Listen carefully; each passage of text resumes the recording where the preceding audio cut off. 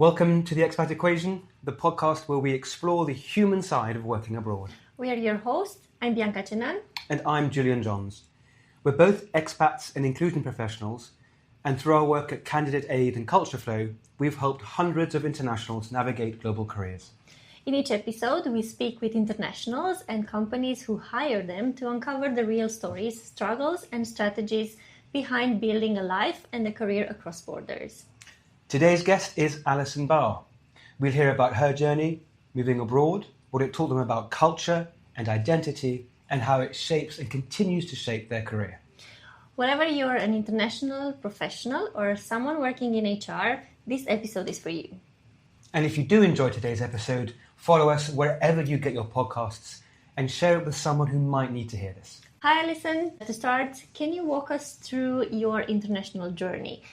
Where you're originally from, what inspired you to move abroad, which countries you have been living in, and maybe how that shaped your personal and professional path so far. So my international journey kicked off in kind of an interesting way. I was working for a business that's based in Boston, Massachusetts, and had the opportunity to be relocated into our European office, which at the time was located in Amsterdam in the Netherlands. So the company was familiar to me, so I understood kind of the broad headquarters culture, I understood the products, et cetera, but what was new to me was moving into the European operations and focusing on marketing, selling, and building products within Europe broadly. The team there was about 50% Dutch, 50% expats from Europe and the US, so it was a really interesting environment there. The language of business was English, but in social situations, there was a lot of Dutch and Spanish and Italian, and also that was spoken there as well. So it's a really interesting, immersive experience there, and having you talk about that a little bit more. That really got the international bug set in me, and so since then I've had the opportunity to work for a handful of other European companies, two more Dutch companies, one of which I spent about a week or 2 weeks a month in the Netherlands, and then 2 weeks a month back here in the US. One was completely remote because it was entirely during COVID, so we can talk about that too. That's interesting. And then I did work for one Irish company as well. I did my EMBA in Ireland, and kind of spent some time there. And I'm currently working for a Vancouver, Canada-based company. You mentioned your first international role was working for a company that was based in Boston that had offices in the Netherlands, in Amsterdam. And that's, I think, where we first met. But what was the biggest cultural shift or surprise when you first moved from Boston to Amsterdam? Yeah, I think the biggest cultural shift was the work-life balance at the office there. I had come from kind of a very fast-paced tech startup environment for most of my career, where you kind of worked every hour that you could on the weekends, just to get stuff done. Then moving into the office in Amsterdam, what struck me really quite immediately was how employees and their managers were very, very respectful of kind of the 9-to-5 work day. No nights and weekends.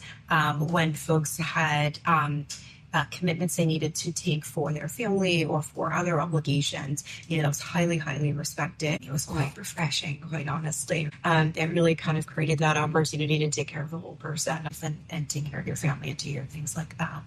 So it was one thing for sure. The other thing that was surprising was the Dutch directness. So every culture has a different way of approaching how do you share bad news or how do you talk through difficult things. And I found that my Dutch employees were very, very straightforward with me. It was great and refreshing as well, but also kind of surprising. So that was something I needed to get used to in terms of the communication style. Can you please tell us a bit on how your professional background kind of influenced your decision to relocate? So at the time, I was focused on product management, and there were a series of products that I was the owner for.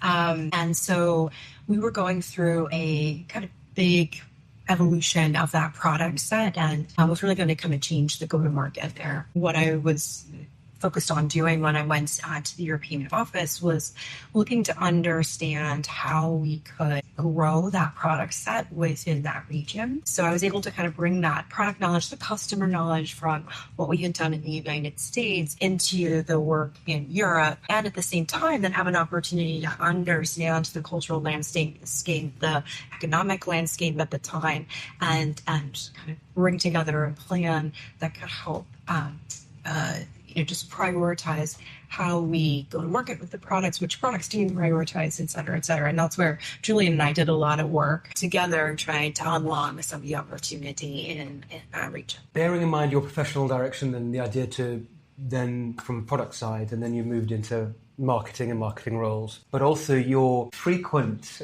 desire to work for European-based companies. What was the defining moment in your journeys where you thought, actually, I really do enjoy working for European companies, or actually now Canadian, but let's focus on the European side first. I think the diversity was really refreshing. From a product marketing perspective, anybody's marketed or sold within Europe knows that whether you're marketing to the Netherlands or to France or to Spain, to Italy, to Poland, it's similar, but it's also different, right? You have to take into consideration not just language and kind of cliches, but how do folks like to be marketed to? Do they like emotional marketing? Do they like direct marketing? How do they want to engage when they have their first conversation with you? And so in the US, it's so big here. And yes, it's very diverse, but at the same time, like our tactics around marketing and sales are pretty universal. And so I just loved like the puzzle to figure out how to, get into France and try to build a business in France. What did we need to learn? What did I need to learn about the culture, the people, other business systems, the competition, to then be able to craft a perfect go-to-market strategy there. Thank you. I'm also very curious to know more about the challenge of building and managing teams abroad, because you mentioned that there were some cultural differences between US and the Netherlands, but beside the way of communicating, how was it to actually build those teams for you? Did you feel it was very complicated? What kind of challenges did you encounter? What was really important for me was building trust, because I inherited a team when I moved to the Netherlands. And so, they were already well established in their roles and kind of in their modes of operating, how they interact with each other, etc. And then build trust so that I could then evolve what we needed to do as a team. And then, we did have the opportunity to kind of evolve the team as well. So there were some places where I needed to let some people go and I needed to make some new hires and things like that. And so for me, that was also a learning journey around, what are the conventions and the laws and everything around those engagements. Relied a lot on folks in the team who had done this before, who were familiar with the environment and whatnot. And then, really looked to make sure that as I was bringing new people in, I was looking for a fit, not that mirroring boats, right? And again, in the environment that we were in was very diverse in terms of like the types of folks that we were hiring. I didn't get it perfect every single time, but, was looking to try to understand how do we take all this diversity. Like definitely a very steep learning curve, not only in terms of marketing and how to do your work, but also in building people together and kind of take out the best of the diversity that you had in the team. That's really, really cool. Thank you. Regarding the job hunting abroad, can you tell us a bit more how that worked for you? You had the chance to work in so many different countries, and that's great. But I would like to hear more from your experience so that our listeners can learn from how it went for you, maybe country by country, or if there are any similarities that you would like to share with us. we would really love to hear more about. So I haven't yet directly job hunted in another country. Most of the opportunities that I had working internationally were through networking. And so my first job at LinkedIn was really through like the global HQ, and then, having the opportunity to learn about the job there, and then I take the opportunity to relocate. The other organizations that I worked for, I had connections who were either in senior leadership or who were in like the VCs or board members that were associated with those companies. Part of the strategy at the time was growing internationally, and so folks were looking for people who had experience working both in Europe and in the US to then be able to help the company grow. My hope is that I do end up back in Europe again, so I know I'm going to have to go through this job hunting process in the future. So I'll be listening to your podcast to see what other people have to say about some recommendations there. But one thing that I can share about the experience that I had first was in the business, the European office needed to advertise the role for local candidates first before they would consider international candidates. I think that's a very good piece of information. And you are talking specifically about the Netherlands or Canada? The Netherlands. And I'm not well versed in the other countries. Okay. Because I know about this rule. It used to be, at least a few years back, I'm not sure if it still is, but it's the same in Sweden. You cannot hire someone internationally before announcing it internally, and then you have to make a case for the union to prove that you actually tried to bring someone on board locally and you couldn't. So that's a very important point to share. You mentioned networking, Allyson, and I think that's a very big piece in terms of finding a job, not necessarily internationally, but also in general. This has become more and more normal. So now just applying for jobs is not necessarily, or it is necessarily, but it's not what mainly gives you the job, but it's the networking. Can you tell us a bit more details about, I don't know, maybe a few tricks on how you do it in order to be successful, because not everyone is very comfortable doing this networking, or maybe they're wondering, where should I start from, or how should I start doing this? Yeah, great question. And I will be very transparent. I don't love networking myself, but to your point, I totally understand how important it is for professional growth as well as for opportunities to get new roles. So some of the places that I've started in the past have been with previous bosses or previous peers who, we've had a great experience together working at a company, and then kind of we scatter into various places, and staying in touch with folks to just understand what their journey is and understand where they land.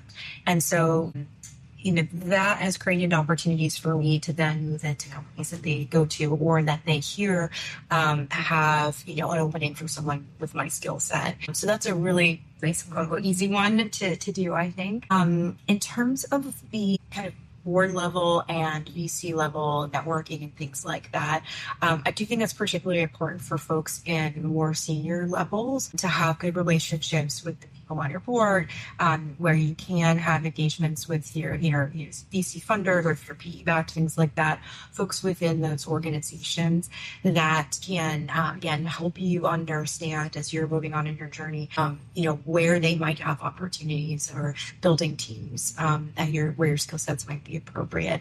And so it could be as simple as, dropping a text or an email, check in, say hi, bring them up to speed about what you're doing. Pre-COVID, I love to do like coffees and just kind of go into a chit chat. That's changed a little bit since we got out of COVID, but it's always great to have those face-to-face interactions. And then the last thing is about kind of paying it forward. So, obviously when you network and you get something good out of that, that's beneficial to you.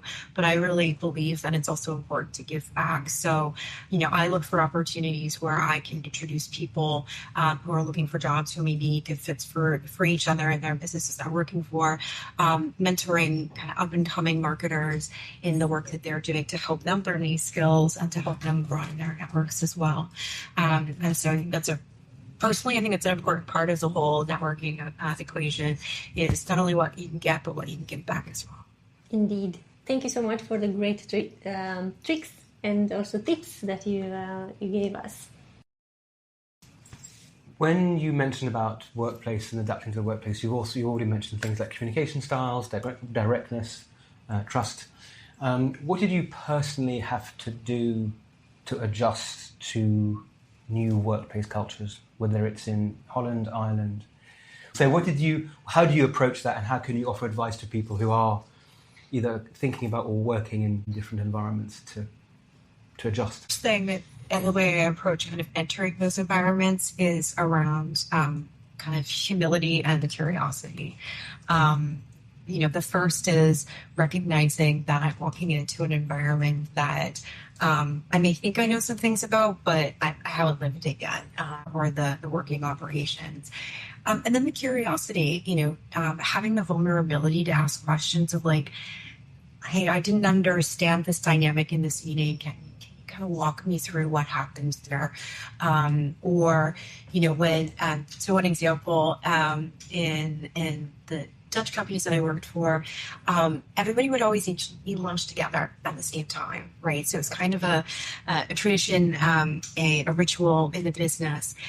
I come from a culture where we eat our lunch at our desk, and you kind of work through that all. And so, so I asked, does everybody do this every day? Or is this unique? Am I walking into a unique situation today where I'm seeing this?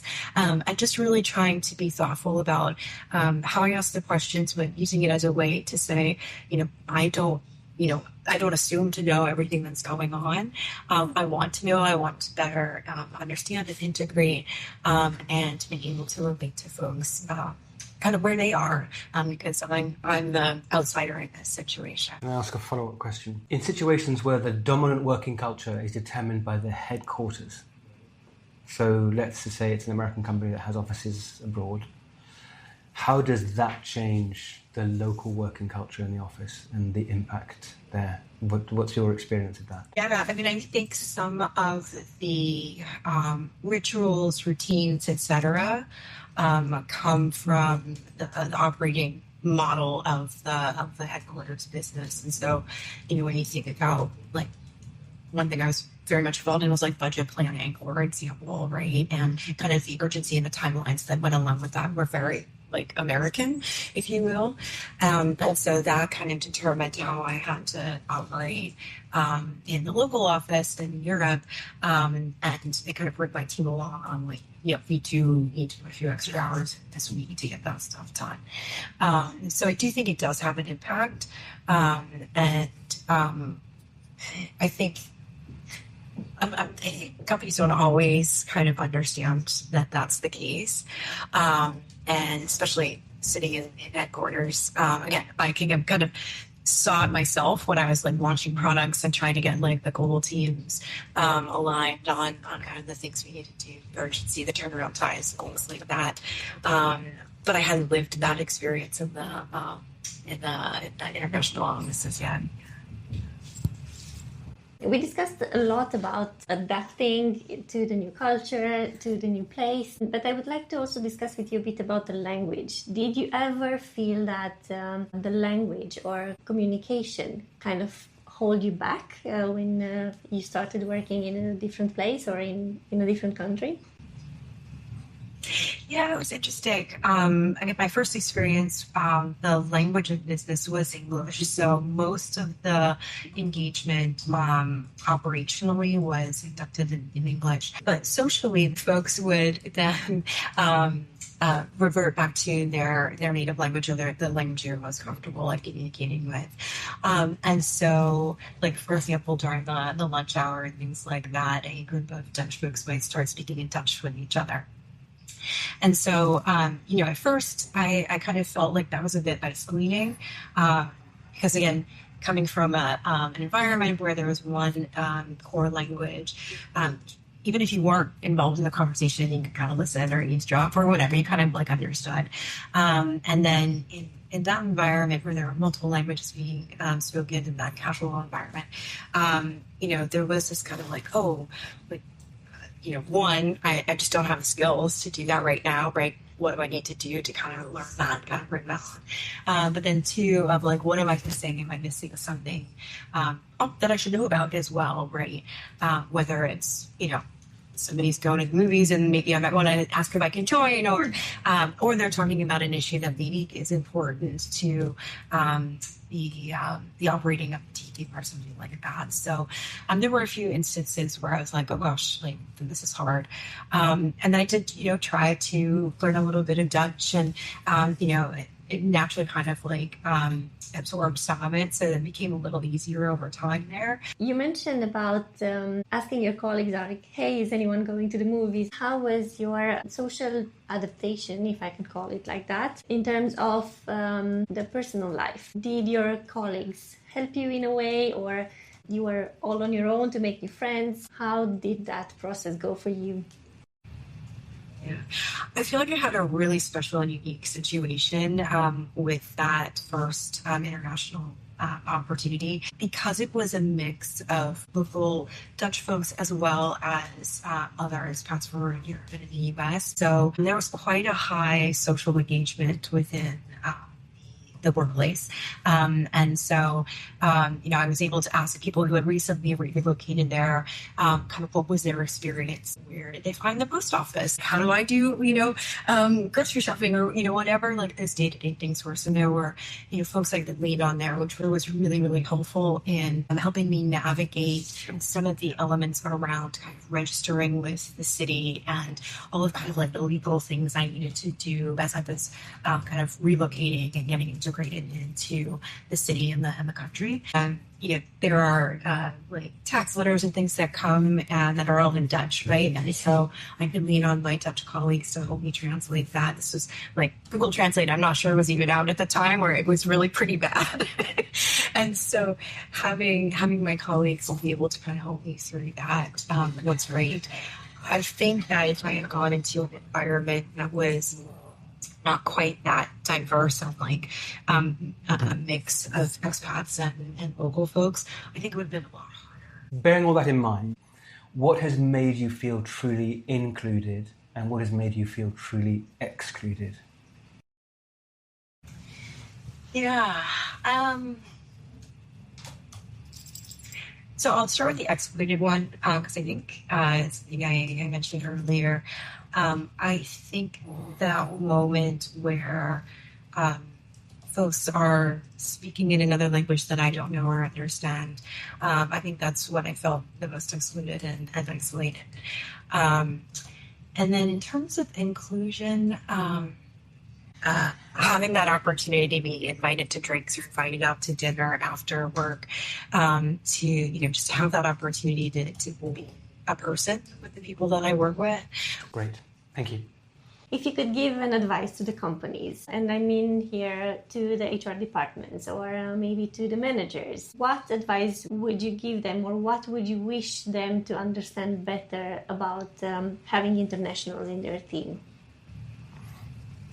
Yeah, I think one of the big things is, particularly early in their relationship, and if the folks have recently relocated, being really empathetic to the fact that not only is this international employee learning the current business, the team, etc. at work, it can be really exciting. It can also be very intimidating and tiring, because you have to be like, okay, so I need to figure out where the post office is, or where do I find a doctor or a dentist, or which is the best grocery store. And that, that's additional time and effort and whatnot. In some cases, it's not just one person moving. In some cases, there is a partner or a spouse that then comes with that international to a new work environment. Do you have any advice on when it's also not just a single individual, but a partner and a spouse? Experience has always been, I've kind of done it myself.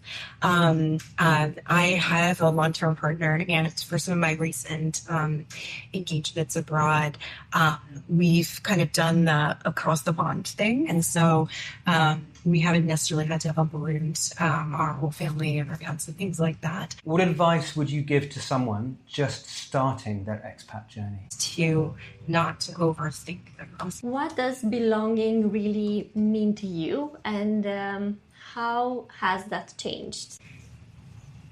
Yeah, so thought a lot about this. I think belonging for me now is not about a specific location. It's about the people I meet along my journey. And I grew up in a place where belonging was about where you lived and what street you lived on and things like that. Sometimes there is a risk to hiring internationals. There is uncertainty if they'll adapt. All the things we've talked about today. What would you say to businesses, to hiring managers, to HR that would help them be more comfortable with this risk? For example, I am missing out on something. So what would you say to them?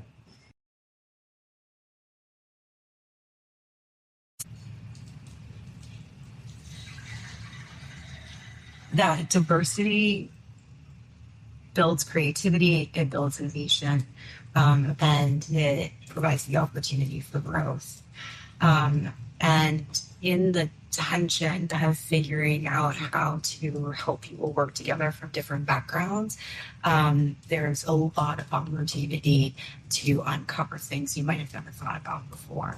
And I think especially in technology today where things are moving so quickly, you have to be making decisions, coming up with ideas at a rapid rate and scale. I think that's so critical to have not only the ideas but the diversity of perspectives that come with.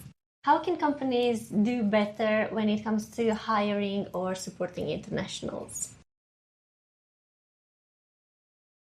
Companies can really focus on not just the employee side of the person, but the whole person, and making sure that they're taking steps to help that individual feel like they're not alone in their process of making a change, that they've got resources available to them to kind of overcome some of the questions and uncertainties in that process. What you think is your superpower? Superpower is staying calm under pressure, because particularly in new environments or diverse situations, you kind of have to be able to take in what's going on.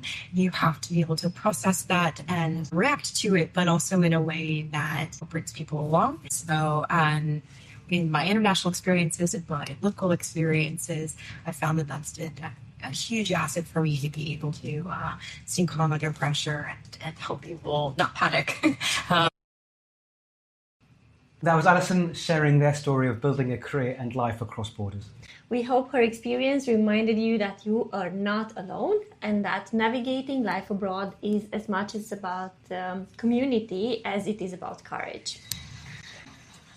And if you're an international professional looking for support or working in HR, wanting to improve how your company hires and supports global talent, you'll find links to Candidate Aid and Culture Flow in the show notes. We'd love to support your journey. Don't forget to subscribe and share this with someone who might need to hear this. This is Expat Equation, powered by Candidate Aid and Culture Flow.